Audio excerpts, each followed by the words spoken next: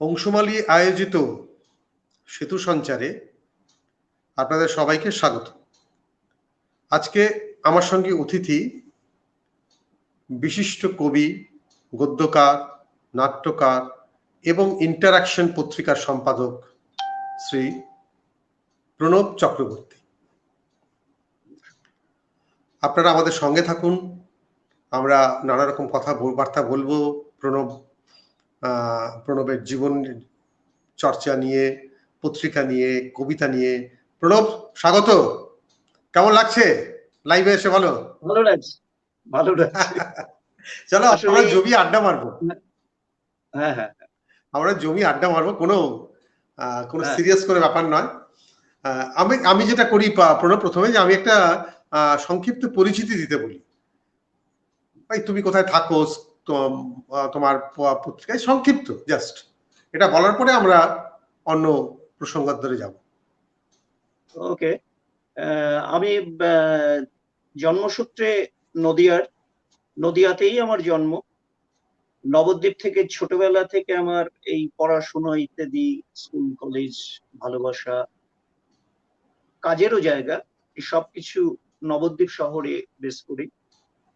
এর মাঝে কিছু ফেজ আছে আর কি, নানা জায়গায় যাওয়া, সেখানে অল্প বিস্তর কিছু কাজ টাজ নানা ধরনের করা, সেগুলো করেছি, সংবাদপত্র টত্র ইত্যাদি এই সমস্ত গুলো।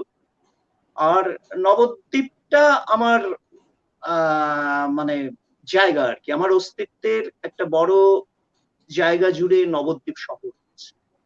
এইটা হচ্ছে এক। দ্বিতীয়ত, আমাদের পত্রপত্রিকা যা প্রকাশ, সেতু ইন্টারঅ্যাকশন ভাষা ও ভাবনার এখনকার প্রকাশ, তার আগে আমরা ঋদ্ধ শুরু করেছিলাম। ওই ৮-এর দশকের মাঝামাঝি সময় থেকে ঋদ্ধ প্রথম শুরু করেছিলাম। তারপরে ছোটখাটো কিছু টেকনিক্যাল আমাদের মধ্যে, বন্ধুদের মধ্যে কিছু ভুল বোঝাবুঝির জন্য সেটা বন্ধ হয়ে যায়, আমরাও বাইরে চলে যাই। পরবর্তী ফেজে সুব্রত পালকে আমরা দায়িত্ব দিয়েছিলাম যে ও এটা করুক। ও খুব দায়িত্বের সঙ্গে কয়েকটা সংখ্যা, খুব ভালো সংখ্যাই করেছে। আর আমার নিজের লেখালেখি বলতে মূলত কবিতার সাথে খুব ওতপ্রোত আমার নিজস্ব অস্তিত্ব, কিন্তু গদ্যের প্রতি খুব প্রবণ। তৃতীয়ত, নাটকটাকে আমি ভালোবেসে তার অভিনয়,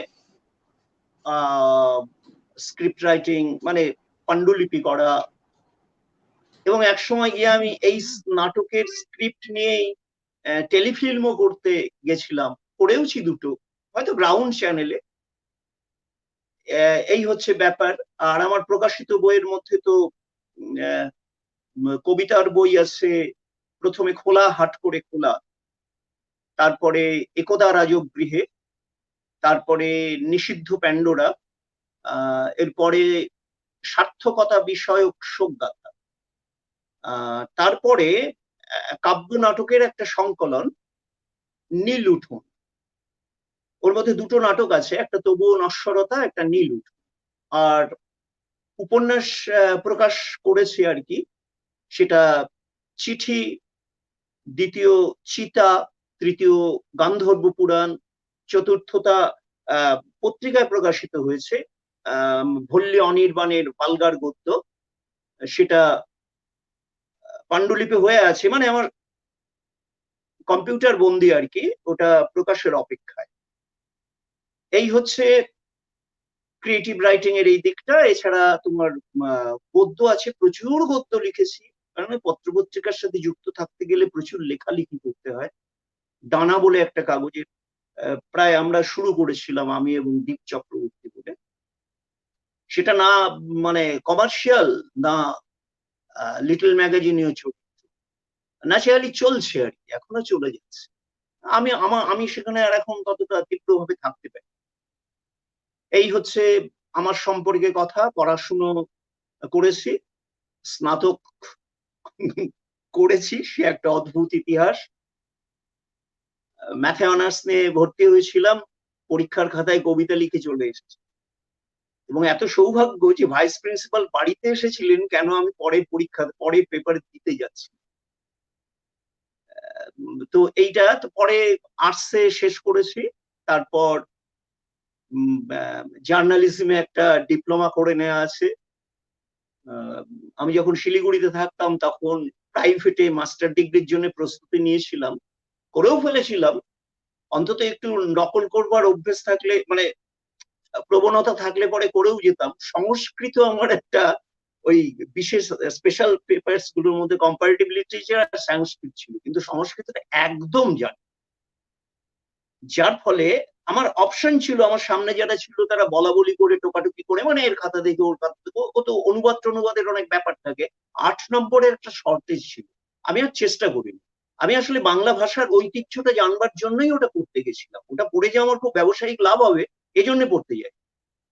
এটা আমার লাভ হয়েছে কারণ আমি বাংলা ভাষার, মানে আমাদের ভাষা সাহিত্যের যে ঐতিহ্যটা, আমি যদি এই মাস্টার ডিগ্রির পড়াটা না পড়তাম আমার জানা হতো না। মানে এত অ্যাডামেন্ট আমরা আধুনিকতা নিয়ে, আমাদের সময় নিয়ে, আমাদের রীতি ভাঙা, ব্যাকরণ ভাঙা, এই সমস্ত নিয়ে এত অ্যাডামেন্ট, মানে আমি যে ভাষাটার উপরে দাঁড়িয়ে আছি তার যে একটা ঐতিহ্য আছে এটা মাথাতেই ছিল। যাকে সেই ব্যাপারে সৌভাগ্য আমাকে ওটা আমাদের সুযোগ করে দিয়েছিল কোর্সটা। হ্যাঁ, এবারে বলুন। বেশ, কয়েকজন অতিথি এসছেন, তাদের স্বাগত জানাই। সৌভিক দত্ত, রাহুল গাঙ্গুলি, কৌশিক মন্ডল, তিনজনই শুভ সন্ধ্যা জানিয়েছে। আর উমাপদ কর, এসে গেছি, কি বলছে প্রণব, এই প্রশ্ন আছে। তো উমাপদ, সৌভিক, রাহুল, কৌশিক বাবু সবাই সঙ্গে থাকুন, আমাদের কথাবার্তা আমরা এগিয়ে নিয়ে যাব। তো আমরা মোটামুটি জানলাম এই লাইফ স্প্যানে প্রণব কতটা কি করেছে, একটা চুম্বক আমরা পেলাম আর কি। তো আমরা সেখান থেকে একটু অন্যদিকে সরে যাই, আমরা কিছু কবিতা শুনি, প্রণবের কিছু কবিতা শুনি, কবিতা পাঠের পরে আবার অন্য কথায় যাব। প্লিজ কবিতা বলুন। স্বপনদা, এই আমি দেখতে পাচ্ছি আজকের অনুষ্ঠানটা সেতু সঞ্চার। আমার খুব ইচ্ছে করছে আমি একটু অতীতের সাথে কানেক্ট করে দিই, অন্তত আমার পুরনো বই থেকে আমি দুটো একটা কবিতা খুবই ইচ্ছে করছে, যদিও সেগুলো বেশিরভাগই পয়ার মহাপয়ারে লেখা। হ্যাঁ, সেই সব কবিতাগুলো আমি এই প্রস্তুতিটা নিয়েছিলাম, খুব সেখান থেকেই পড়ছি।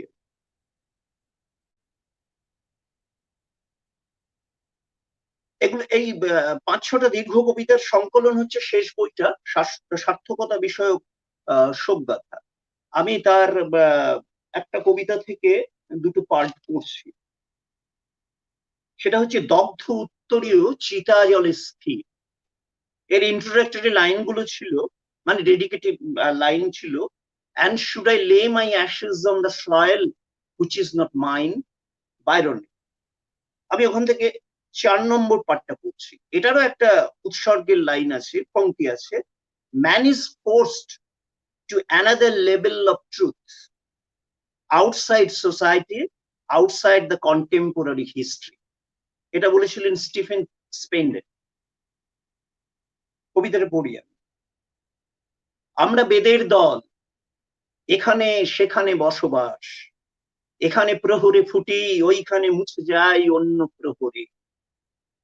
তবু অগ্নি থাকে, অগ্নিমুখ নিন্দা থেকে লুটে নেয় বিষ বিক্ষোভ। অগ্নির অগোচর যে ধাতব মোহর ঝংকার আপাত অর্থহীন, অর্থহীনতাও আড়ালে থাকে না, গোচরতা তোমার আমার। গভীরে মৌন শিখা আলোক যাত্রার পালে দুলছে ভুবন, চোখ থেকে চোখ ফোটে, বুকে বাজে অন্য এক বুকের আওয়াজ। ভাসে স্বর, ভাসে শব্দ, ধ্বনিতেই জ্বলে ওঠে পুনর্বার স্বাস্থ্য পংক্তি। এসেছে কবিতা ফিরে, অন্য খিড়কি সিংহদার ভাঁজ করা ছিল। সে পথে আসেনি ধুলোবালি আলপথ, গ্রাম্য সড়কে সমস্ত ফসল সব ছুঁয়ে ছেনে এসেছে আবিরের মতো। সারা মুখ ভরে ওঠে স্পর্শে ও ঘ্রাণে, সারা মুখ প্রযত্ন ফেনা। শীষ যেন দুলছে ধানে, দুগ্ধময় মহাভুবনের শীষময় সুখ। দুগ্ধমুখ নিষ্ঠ এক কবির আকাশ দোলে উঠে বেদনা রাত্রে। সে আকাশ শব্দময়, বেদনা বিহ্বলতা কখনো আহ্লাদ, সে আকাশ বিষাদ বিষাদ, অনন্ত মৃত্যুময় কবির সমাধি, সে আকাশ সাদা খাতা কলমদানি গোটা কয় গাঢ় কালি রেখা, শোক তাপ ক্ষুধা ও ব্যাধির সে আকাশ অতীত ভূমি, চূড়ান্ত জয়, জয় থেকে পুনর্জীবন, মাটি আর মানুষের অবিরত ক্ষয়, যোগ বিয়োগ যুদ্ধ সন্ধি মুছে যাওয়া সুধা জন্মভূমি, সে ভূমি কবিতা ভূমি, কবিতারই শুদ্ধ স্বরূপ, শঙ্খ সমুদ্র যেন ভেসে যায় ঢেউ আর ঢেউয়ের ফনায়, চলেছে রাত্রি দিন, দিন রাত, সমূহ প্রপাত, প্রপাতের শুভ্র আড়ালে। আরো হ্যাঁ হ্যাঁ, আরেকটা শুনবো। আরো পড়বো? কয়েকজন গেস্ট এসছে, তাদের স্বাগত জানাই। আমিও। প্রদীপ চক্রবর্তী এসছে। প্রদীপ, স্বাগত। মমতা আচ্ছা, দাস শুভ সন্ধ্যা শুভ জানিয়েছেন। সন্ধ্যা আমার দিক থেকে। আত্রেই মুখোপাধ্যায় শুভ সন্ধ্যা জানিয়েছেন। প্রভাত মুখোপাধ্যায় এসছেন, বলছেন যথারীতি দেরিতে এসেছি। আচ্ছা, রাহুল গাঙ্গুলির একটা প্রশ্ন আছে, এটা তুমি পরে কবিতা পাঠের পরে উত্তর দিও। ভবিষ্যতের বাংলা ভাষা নিয়ে কতটা আশাবাদী আপনি? এটা তোমার কাছে প্রশ্ন, রাহুল গাঙ্গুলি। আগে কবিতাটা পাঠ হয়ে যাবে, তারপর তুমি প্রশ্নের জবাব দিও।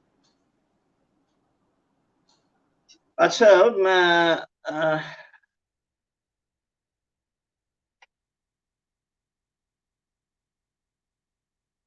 তাঁবুর গান, আমি এই বইটা থেকেই পড়ছি। এটা হচ্ছে সার্থকতা বিষয়ক শোকগাথা, সার্থকতা বিষয়ক শোকগাথা। এটার প্রচ্ছদ এঁকেছেন গৌতম ঘোষ দস্তিদার। ঠিক আছে। তাঁবুর গান, কার ওষ্ঠ লুব্ধ এত কৃষি চিৎকারে, দুহাতে গরম থালা রত্নময় ইতর সন্ধ্যা, কার ওষ্ঠ কেঁপে ওঠে বীর্যবান তুমুল পাথরে, সহ্য নয় সাধ করে ছুটে গিয়ে ধরি তার বাহু, বিশাল প্রস্তর হয়ে লুটে খাই আজন্মের সবটুকু শোধ, ঋতুশোধ রতিশোধ, ক্লান্ত ঘুমের আয়ু ফ্যাকাশে বাতাস, ইচ্ছে করে লুটে আনি জ্যাম জেলি রাজধানী মদের দোকান, ধুলোয় উড়িয়ে দিয়ে হেঁকে উঠি তোর জন্য মার্কণ্ড পুরাণ, ব্যর্থ আধারে একা সূর্য হয়ে জ্বলে আছি বুকের উপর। ধৈর্য যে সমূহ ব্যাপ্তি সে শিক্ষা দেয়নি তাণ্ডব, পাণ্ডবের আবন থেকে বনান্তরে ঘুরে যে শক্ত শস্ত্র একদিন ছুড়ে মেরে ফাটিয়েছে কুরু সেনাপতি, সেই যুদ্ধ বারংবার, তোমার ব্যস্ততার আমার লঙ্ঘন, তোমার মুখরতার আমার নির্মাণ। একদিকে বিন্দুকাল প্রথা মতো মুছে দেয় তেজ, অন্য পারে কালের উপর স্থাপিত আমার জানু তীব্র স্পর্ধা, ফুৎকারে সব কাঠ লোহা তামা ধাতু আর অর্থ টঙ্কারে, উদলা সবের বুকে তাথই উন্মাদ হাসি সঙ্গ যাপনে।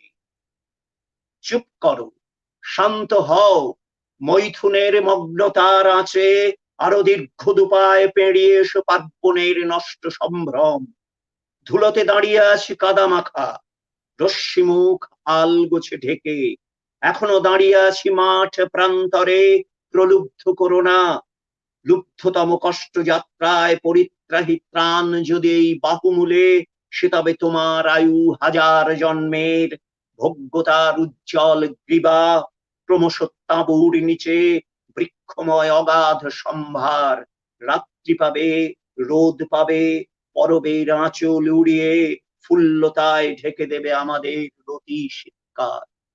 Thank you. আমরা কবিতা পাঠ শুনলাম, আবার পরে শুনবো।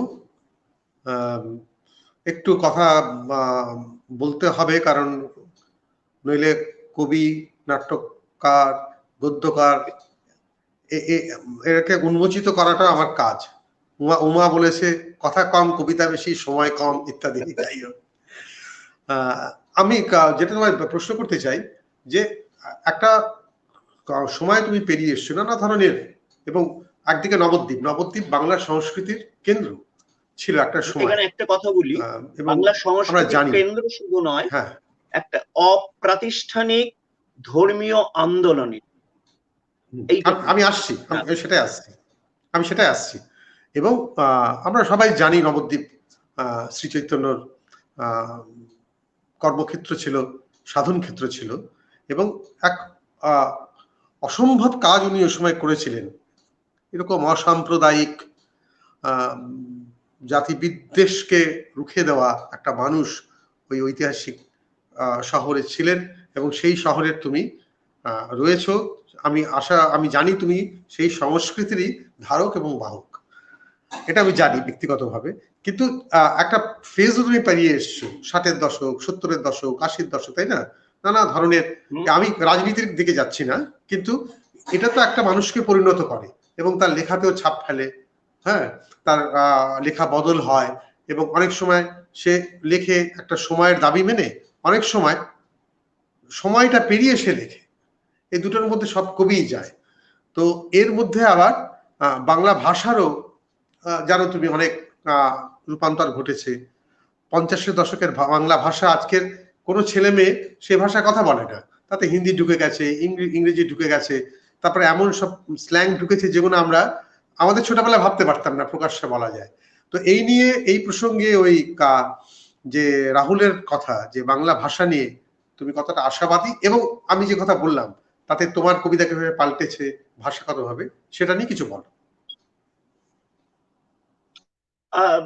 বিষয়টা হচ্ছে খুব গুরুত্বপূর্ণ একটা প্রশ্ন আর কি। মানে ভাষার বিবর্তন অন্তত যারা আমরা দীর্ঘদিন আছি আর কি, তারা খুব স্পষ্টভাবে দেখতে পাচ্ছি। আমার ক্ষেত্রে যেটা ঘটেছিল, আমার লেখা একসময় প্রায় 10 বছর বন্ধ ছিল।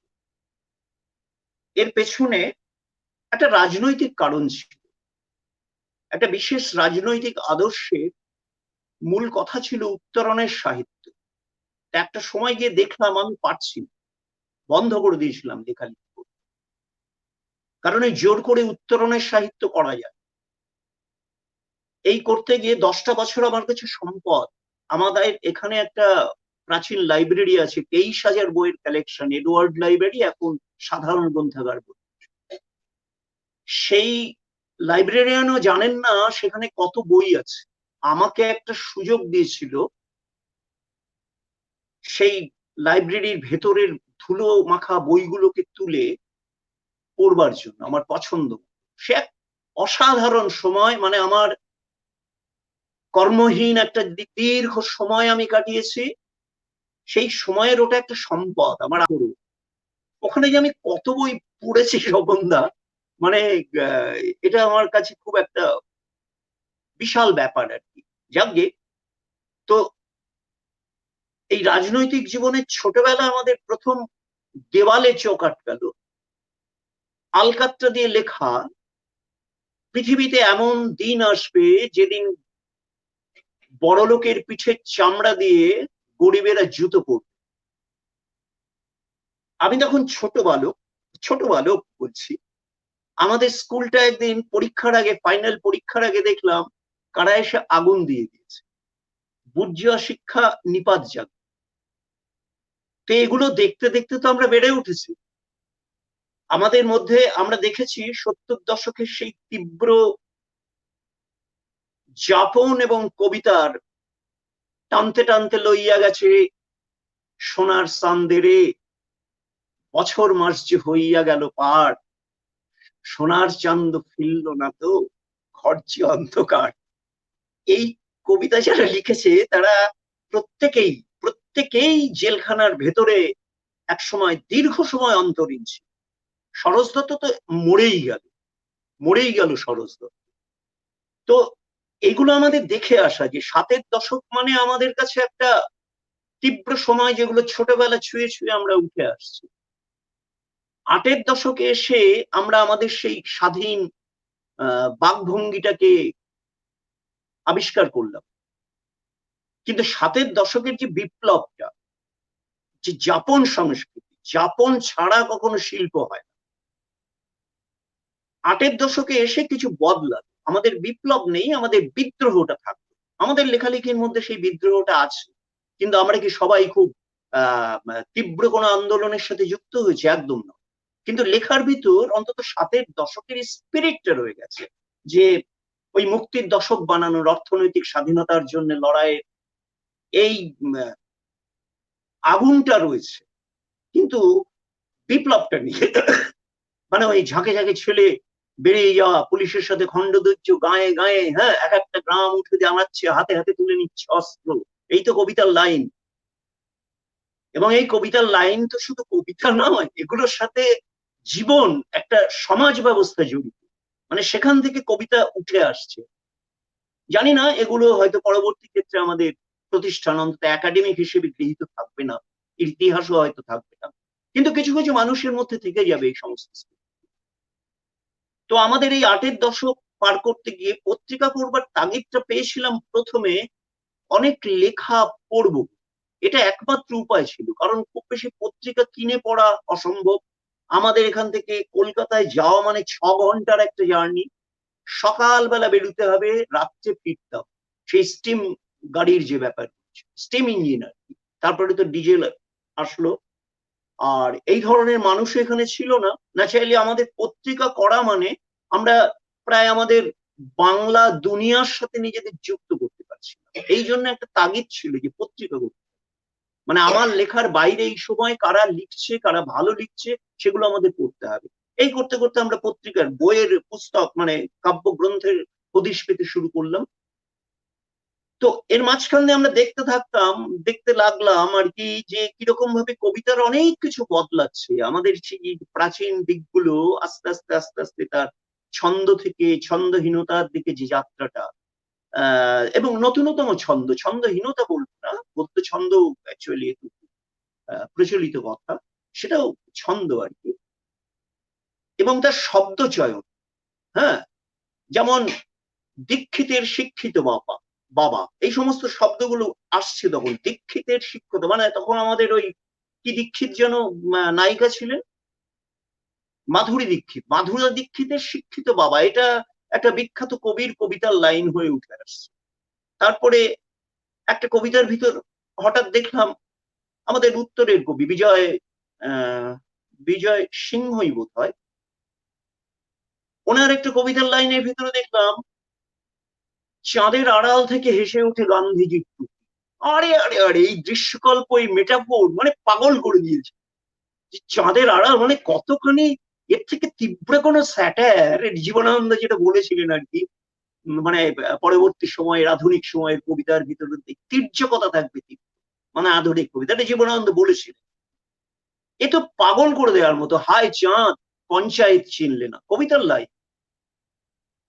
মানে এটা এই সমস্ত পংক্তিগুলো কবিতার মধ্যে দিয়ে আমাদের ছুটছে আর কি, আমরা পাচ্ছি হাতের কাছে।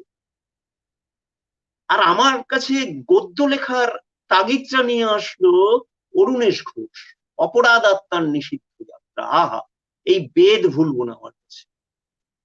এটা হতে পারে নানাভাবে বলা যেতে পারে, এটাকে অশ্লীল বলা যেতে পারে, ফেলে দেয়া, পিনাটা একটা বই, কিন্তু এর যে ভিশনটা, যে জায়গা থেকে যে দেখাটা, একজন লেখকের মধ্যে যদি তার নিজস্ব দেখার কোনো মৌলিকতা না থাকে, সে লেখকই নয়। এ ব্যাপারে আমি এলিয়টের একটা কথাকে এখনো মানি, সেটা হচ্ছে যে to form a poetry a structure is essential and philosophy and essential to form the structure। এই কথাটা আমার কাছে অদ্ভুত রকম একটা সিঁড়ি মনে হচ্ছে, মানে যে কোনো শিল্পকলার পেছনেই মানুষের একটা দর্শন থাকে, সেই দর্শনটা তার নিজের দর্শন তো দেখা, কিন্তু সেটা থাকে। বারিন ঘোষাল একটা অপূর্ব শক্তিশালী লোক, যে যাই বলুক না, সে যা লিখেছে তার সপক্ষে সে একটা স্কুলিং দাঁড় করিয়েছে, সেটা দীর্ঘ গদ্য দিয়ে প্রতিষ্ঠা করে দিয়ে গিয়েছে। কবিতা ভালো অনেকের নাই লাগতে পারে, কবিতায় কমিউনিকেট করতে পারছে না, কিন্তু এই যে তার স্টাইল অফ এক্সপ্রেশন, এইটা দাঁড়িয়ে রয়েছে একটা অদ্ভুত তার নিজস্ব একটা দর্শনের উপর। সেই দর্শনের ভিতরে গাঁজাঘুড়ি থাকতে পারে, অনেক জল মেশানো থাকতে পারে, নানা রকম কিছু থাকতে পারে, এটা নিয়ে কোনো কথা নেই। বাট কিন্তু সেই যে জায়গায় দাঁড়িয়ে থেকে উনি যে এই আমি তো আজকে দেখি অনেকের ভিতরে, নিউ জেনারেশন অনেকের মধ্যে তার প্রভাবটাকে আমি দেখতে পাই, এবং আমার ভালো লাগে। আমার বারীন ঘোষের ব্যক্তিত্বটাকে এই জন্য আমি ভীষণ রকম শ্রদ্ধা করি। মানে আমাদের দীর্ঘকালের ভিতরে এইরকম ভাবে আমরা, আমাদের কাছে নেই এইরকম ভাবে একটা মানে কবিতা লিখে তার দর্শনটাকে দাঁড় করিয়ে দেওয়া। একটা ভয়ঙ্কর ব্যাপার। হাংরি পেরেছিল, হ্যাঁ পেরেছিল। হাংরিকে তো গিলে খেলো আমাদের বাজারি সাহিত্য, হাংরিকে গিলে খেলো বাজারি সাহিত্য। হাংরির যে স্পিরিটটা হতে পারে, যারা এগুলোকে মানে যারা একে প্রবক্তা আর কি, তাদের ভিতরে নানা রকম উদ্দেশ্য বিধেয় নানা রকম কিছু থাকতে পারে, তাদের ভিতরে নানা রকম জটিলতা থাকতে পারে, কিন্তু এই যে প্রতিষ্ঠানহীন একটা প্রতিষ্ঠাকে তৈরি করা, এটা একটা মানে কি বলবো আর কি, একটা অসাধারণ ব্যাপার। বাংলা সাহিত্যের একটা খোলনলচিকে বদলে দিচ্ছিল প্রায় হাংরি মুভমেন্ট, এত তীব্র। তো এগুলো তো হচ্ছে আমাদের আমাদের কাছে ইউরোপ অনেক অনেক আন্দোলনের জন্ম দিয়েছে অন্তত এই সমস্ত ক্ষেত্রে। কিন্তু এই যে বাংলা ভাষা এইভাবে আমরা দেখতে দেখতে দেখতে দেখতে এগিয়ে যাচ্ছি, আরো নতুন কিছু দিক দেখবো যখন আমি খুব চার্জড হব যে না, এটা ব্যতিক্রমী। নিশ্চয়ই আমরা যে ভাষায় কাজ করেছি, যে আমার যে দেখছি যে এই যে পয়ার পয়ার হ্যান ত্যান যাই বলি না, আসলে কনভেনশনাল বাংলা বাংলা ভাষা। আমি একটা সময় সাবজেক্ট অভাবে কবিতা বন্ধ করে দিচ্ছিলাম, আর খালি ভাবছি যে কি হবে, কে পড়ে এগুলো, পড়ে কি হবে। হঠাৎ একদিন স্নান করে চুল আঁচড়াতে আঁচড়াতে দেখছি আমার সাবকনসিয়াস থেকে মাইকেলের কিছু কবিতার আমি নিজেই আবৃত্তি করে যাচ্ছি, একদম সাবকনসিয়াস, মানে এছাড়া আমার কনসাস মাইন্ডের কোনো কাজই। আমি তখন আরে এই তো এই জন্য একজন কবিতা লিখে যায়, সে কবিতা লিখে সেটা গোয়ালের ভিতরে তার পাতা নষ্ট হতে পারে। কৃষ্ণ কীর্তনের কথা বলছি, গোয়ালের ভিতরে পলিতে উইতে কাটতে পারে, কিন্তু তবুও সেই এই কারণে করে। আমাদের কিরকম চার্জ করে জানেন, আমাদের এই অ্যানসিয়েন্ট মানে ইন্ডিয়ান পোয়েটসদের কথা ভাবতে, যে একটা মানে কি বলে তুলট কাগজ, তুলট না তো, ওই যে ভূর্জপত্রে, মানে যে হ্যান্ডমেড পেপারের ভিতরে সে একটা খাগের কলম নিয়ে লিখে যাচ্ছে, একটা হয়তো বনের ভিতর চাটায়ের বেড়া, কোনো কমিউনিকেশন নেই আদার্স, কোনো ছাপানোর তাগিদ নেই, সে লিখে যাচ্ছে দিনের পর দিন, নিম পাতা সেদ্ধ খাচ্ছে, কখনো কচু পাতা তুলে নিয়ে এসে খাচ্ছে, খাওয়া দাওয়ারও ঠিক নেই। এই তো আমাদের পুরনো ওই ওদের, আপনি তো জানেন এই যে ঘুষকপাত কিংবা আমরা তো মানে আমাদের যে পূর্বসূর, এদের তো আমরা দেখি যে এদের পেছনেও তখনও পুলিশ মানে তৎকালীন নগর নগরপালের বাহিনীরা ঘুরে বেড়াচ্ছে, সন্দেহজনক লোকটা করে। এটা ভাবতেই পারে না একজন ঘরের মধ্যে বসে খাগের কলম দিয়ে সে একটা পাতার উপরে কবিতার লাইন লিখে যাচ্ছে। আজকে তো আমাদের খুব এবারে বিশাল পতাকা মাথায় টাঙিয়ে দিয়ে ড্যাং ডাড্যাং ড্যাং সালা সব জয় করবে। কিন্তু ভাবুন এই সমস্ত মন্ত্রগুলো সব তো কবিতা, সব কবিতা। আমার অসাধারণ মাথা নুয়ে যায় সকলটা এই যখন ভাবি যে আমাদের জন্ম থেকে মানে আমার জন্ম থেকে মৃত্যু পর্যন্ত। প্রণবের এই অসাধারণ যে কথাগুলো, এগুলো আমরা শুনলাম। আমি আশা করছি যারা শুনছেন তারা বুঝতে পারছেন যে কতটা আন্তরিক সাহিত্য সেবী হলে এরকম সব কথা বলা যায়। এটা খুব মানে সহজসাধ্য নয়। আমি প্রণবকে দীর্ঘদিন ধরে চিনি, কিন্তু তার আগে আমরা আমাদের যেহেতু সময়ের একটা কনস্ট্রেন্ট আছে, সংঘের ব্যাপার আছে, আমরা আরো কিছু লেখা শুনবো, তারপরে কমেন্ট গুলো পড়বো। তুমি আরো কিছু লেখা শুনো। আমি একটু গদ্য শোনাই, আমার একটা গদ্য শোনাবো না কবিতা? হ্যাঁ, খুব বড় নয়, কবিতাই শোনাও, আর গদ্য হলে সংক্ষেপে। আচ্ছা ঠিক আছে, বড় গদ্যর সময় নেই, ওকে সংক্ষেপে। ঠিক আছে।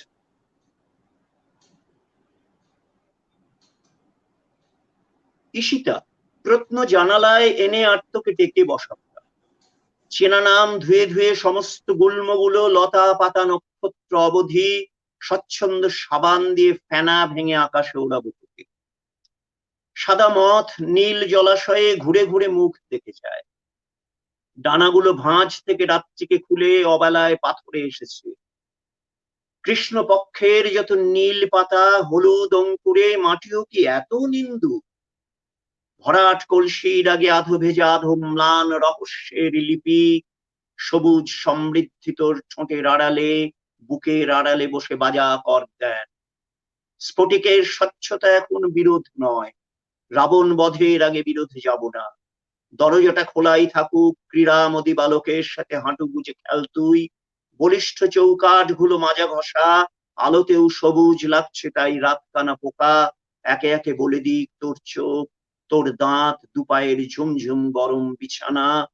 আর কারো কখনোই নয়, কখনোই হবে না। খোলা চিঠি বুক থেকে স্থাবর জঙ্গম, উট পাখি এঁকে বেঁকে দৌড়ে চললে গাউন তো উড়বেই। শুধু আমি ছাড়া সারাটা পৃথিবী আর মহাকাশ অসীম অসীম তবু ছায়া হয়ে যাবে।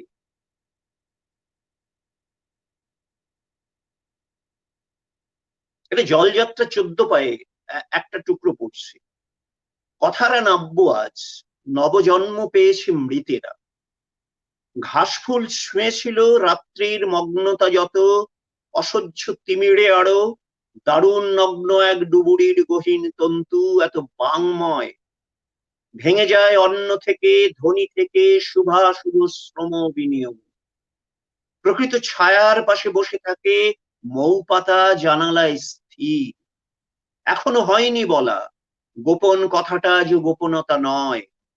তবু কি শান্ত, তাই ধবল ধানের চারা থরে থরে মেঘের কিনারে। শিকারায় স্থল জল দাহ্য অঙ্কুর থেকে ফুটে ফুটে মৃত্তিকা নারী। নারী কি বকের মতো, বনের মতো? নারী কি জলের মতো নিয়ত অস্থির? বকুল বলেনি কিছু। আরো কিছু রাত্রি বাকি, তারপর সবুজ সকালে মাঠের গভীর দিয়ে বুঝে নেব বেদবন ফুটেছিল সারাটা স্বপ্নে। মহানায় ভেসে থাকা কাঠের সিঁড়িতে আমি একা একা, কত আর জলে হেঁটে সারি পাপ, সুখ দুঃখ মোছাবো সংসার। ভগ্ন বৃক্ষ ঝুড়ি ফেলে শুধু যেন বসে আছে হাজার বছর। এই সব। আচ্ছা, আমি একটা কথা বলি স্বপনদা, আপনি কবিতা তো কবি, আপনি মানে আপনি আধুনিক সময়ের কবি এবং অত্যন্ত জোরালো কবি। আমার এক বান্ধবী দূরে থাকে, ও আজকে জানতে চাইছিল স্বপন রায় কি, ও স্বপন রায় সম্পর্কে। আমি বললাম কবি, আর বাকিটা ওখানে শুনবে। তো আমি একটা কথা বলি, এই রমেন্দ্র সুন্দর আচার্য চৌধুরীর কথা আমাকে একসময় হন্ট করেছিল, মানে কি বলবো। এগুলো হচ্ছে আমাদের ছোট ছোট ছোট ছোট করে পাওয়া কিছু ভিক্ষা, বুঝলেন? এই যে একটা শব্দ প্রচলিত আছে না, শব্দ ব্রহ্ম। উনি একটা জায়গায় লিখছেন, শব্দ ব্রহ্ম কিনা জানি না, কিন্তু ব্রহ্মকে শব্দে অনুবাদ করা যায়। চমকে গেছিলাম, রিয়েলি বলছি, চমকে গেছিলাম। মানে ব্রহ্ম শব্দটা যদি একটা সুপার লাইফ, মানে আমাদের মোর দ্যান লাইফ আর কি, এটাকে ভাবা যায় একটা universal self, self of all self, the universal self, তাহলে তাকে আমরা প্রতিকায়িত করতে পারি শব্দের মধ্যে দিয়ে। এটা তো আমরা পারি। এবার শব্দ ব্রহ্ম কিনা সেটা গুরুদেবরা জানেন, যারা কানে মন্ত্র দিয়ে। আমি এখানে নবদ্বীপের কালচারে তো এটা খুব ভালোভাবে জানি, প্রচুর গুরুদেব, তাদের শিষ্য প্রচুর, ইত্যাদি। হ্যাঁ, এবার বলুন, এই বোর করছি না তো? হ্যাঁ স্বপন দা, হ্যালো, সাউন্ড সাউন্ড সাউন্ড আসছে না, শব্দ আসছে না। সেতু সঞ্চার, হ্যাঁ এবার আসো। সেতু সঞ্চার তো আমি মাইকটা অফ করে রাখি যখন তুমি বলো। সেতু সঞ্চার তো এটাই, একজন কবি ভাবনা, তার কবিতা সবকিছু নিয়ে সংক্ষিপ্ত সময় পাঠকের কাছে দিয়ে দাও, শ্রোতার কাছে। আমি সৌভাগ্যবান যে আমি ঋদ্ধতেও লিখেছি আর ইন্টারাকশনও লিখি। এটা মানে সেই তখনও লিখেছি, এখনো লিখি। আমি একটু কমেন্ট করে নিয়ে নিই। অনুপ মণ্ডল, শুনছি কিছু ভালো ভালো কবিতা। আত্রেই বলছেন ভালো লাগছে কবিতা ও পাঠ। জয়ন্ত চট্টোপাধ্যায় আছি। মমতা দাস, আহা অসাধারণ অভিজ্ঞতা শুনলাম, আমিও এই লাইব্রেরি থেকে বই পড়তাম। রবীন বণিক বলছেন অনবদ্য, রাহুল গাঙ্গুলি অনবদ্য অভিজ্ঞতা। আত্রাই মুখোপাধ্যায়, প্রণবদা রাজনীতি থেকে শিল্পনীতির এই যে অসাধারণ বিশ্লেষণ ভীষণ ভালো লাগছে, ঋদ্ধ হচ্ছে। রবীন বণিক বলছেন, প্রণবদার পত্রিকার প্রবন্ধ এবং গদ্য বিভাগ এক বলিষ্ঠ বিভাগ, অনেক পত্রিকাতেই এমন বলিষ্ঠতা পাওয়া যায় না। দেব চৌধুরী সন্তোষ সিংহের কথা মনে করিয়ে দিলেন, ধন্যবাদ দেববাবু। তারপরে আরো আছে রাহুল গাঙ্গুলি, অনবদ্য অনুভূতি। রবীন বণিক আমাকে নিয়ে একটু বলেছেন, ঠিক আছে সেটা থাক, আমার কথা থাক। অনুপ মন্ডল, প্রতি মুহূর্তে দুর্দান্ত সব ইন্টারাকশন ঘটে যাচ্ছে। আর প্রভাত মুখার্জি, ব্রহ্ম ইজ ইকুয়াল টু শব্দ, দারুণ। যাই হোক, আমরা কমেন্ট গুলো নিলাম, আপনারা আমাদের সঙ্গে আছেন, এত মানুষ, ভালো লাগছে। আর এটা একটা ইন্টারাকশন হচ্ছে ওর পত্রিকার ভাষায়, আমি সেতু সবাইকে সঞ্চার কিন্তু হচ্ছে। আমার উত্তাপ জানাচ্ছি। হ্যাঁ, আচ্ছা, হ্যাঁ, একদম। আমার এই এইবারে মুহূর্তে যে কাব্যিক উত্তাপ সকলকে পৌঁছে দিচ্ছি। হ্যাঁ, বলুন। এবার তুমি শেষ একটা কবিতা পড়ো, তারপরে আমি হ্যাঁ, শেষ পর্যায়ে যাব। আরেকটা কবিতা পড়ো। আচ্ছা। আমরা তো ছোট ঘুড়ি, পাই পাই উঠছি শূন্যে, লাটাই কোথাও নেই, কখনো কি হয়, তুমি তাকে দেখতে পাচ্ছ না, আমিও, তা বলে কি ওরা থামা যায়? এখন বিদ্যুৎ আছে, তোমার ব্রেসি থেকে ছিটকে উঠছে হাউই, দেখতে পেলাম।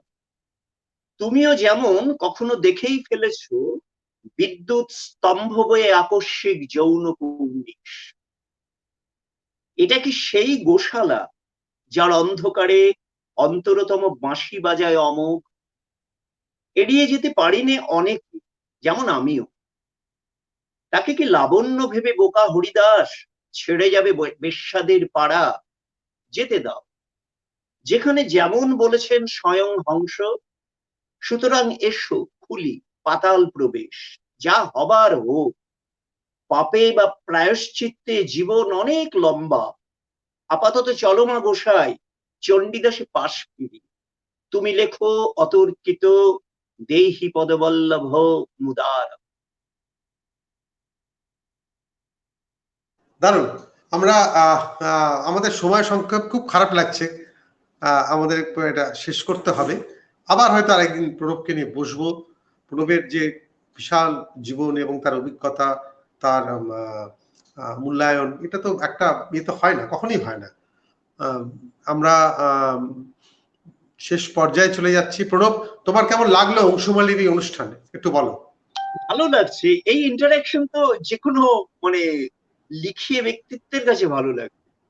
যে কোনো লিখিয়ে ব্যক্তিত্ব মানে অন্তত তার কিছু কথা সে বলতে পারছে। আমি একটা কথা বলিনি, হ্যাঁ, এই কথাটা আমি বলি, এটা কিন্তু আত্মপ্রচার নয়, মানে আমার একটা কৃতজ্ঞতা প্রকাশ। আমি পারিনি, শেষ সময়ে ওনার সাথে আমি দেখা করতে পারিনি, কারণ ওনার চোখ ভিশনটা নষ্ট হয়ে গেছিল। আমার খুব কষ্ট লেগেছে, আমি গিয়ে দাঁড়িয়ে, মানে উনি আমাকে দেখতে পাচ্ছেন না, এটা ভাবতে আমার বাজে লেগেছে। তিনি হচ্ছেন অশ্রু কুমার শিকদার। আমি যখন শিলিগুড়িতে থাকতাম তখন বসুমতীটা ওখান থেকে চালু হতো। দুজন সম্পাদক, একজন অশেষ চট্টোপাধ্যায় স্টেটসম্যান, আর অশ্রুবাবুকে দেওয়া হয়েছিল ছুটির পাতা, মানে সানডে, স্যাটারডে সানডের ওই কাগজ। তো অশ্রুবাবু নিজে আমাকে ডেকে বললেন, প্রণব তুমি তো এখানেই থাকছো, তুমি আমাকে ছুটির পাতায় লেখা দাও।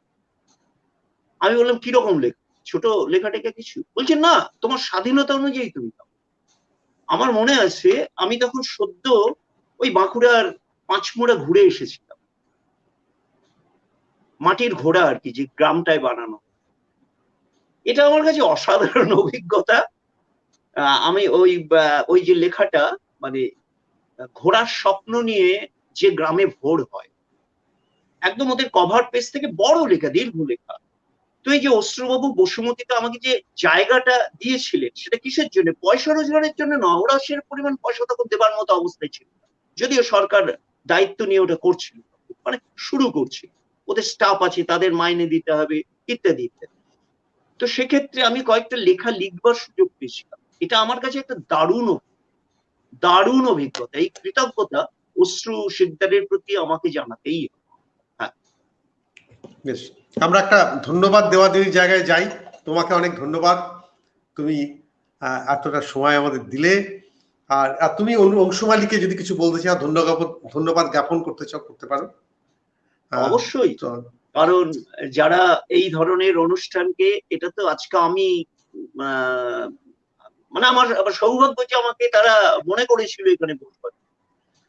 কিন্তু এই যে তারা তো চালিয়ে যাচ্ছে অনুষ্ঠানটাকে, অনেক দিন ধরে চালাচ্ছে, এবং অনেক ব্যক্তিত্ব এর আগের বোধহয় দেখলাম প্রণব কুমার দে আছেন, তার আগে এই যে ওই উনি আজকে আছেন বোধহয় দত্ত, আমাদের সৌভিক দত্ত ইত্যাদি, মানে এই যে পার্সোনালিটিস গুলোকে এক একটা ডেকে নিয়ে দীর্ঘদিন ধরে এইভাবে কাজ করে যাচ্ছেন, এটা তো একটা বড় কাজ। আমি যেহেতু একটা পত্রিকা সম্পাদনা করি না, আমি খুব জানি যে এইভাবে সবাইকে জুটিয়ে একটা কাগজ করা, সে 5 পাতার হোক আর 5000 পাতার হোক, পরিশ্রমটা এবং তার যে সংকটগুলো সব একরকম কাজ।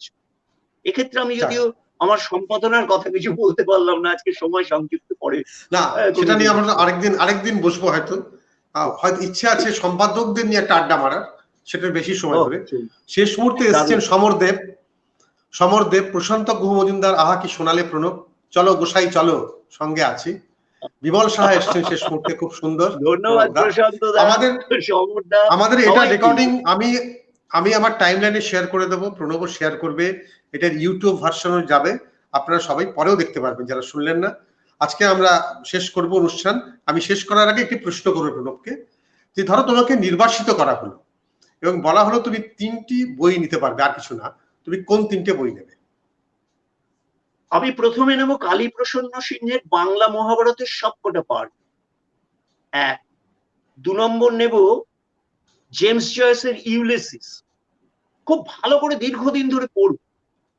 আর তৃতীয়ত নেব আমাদের ব্যাকরণ কৌমুদী, মানে যে বাংলা ব্যাকরণটা আমার পড়া হয়নি, সংস্কৃতটাও পড়া হয়নি, কাজে ওই মহান মানুষকে আমার মাথায় রেখে ওই ব্যাকরণ কৌমুদী আমাকে একবার নিয়ে যেতে হবে। এই 3টিকে মানে বাংলা, মানে ওই বর্ণ পরিচয়ের পাঠ দুটো নিয়ে বাংলা বানানটাকে আমি ভালো করে শিখবো, এটা আমার একটা বড় কাজ, যদি এরকম কোনো নির্বাচনের সুযোগ পাই আর কি।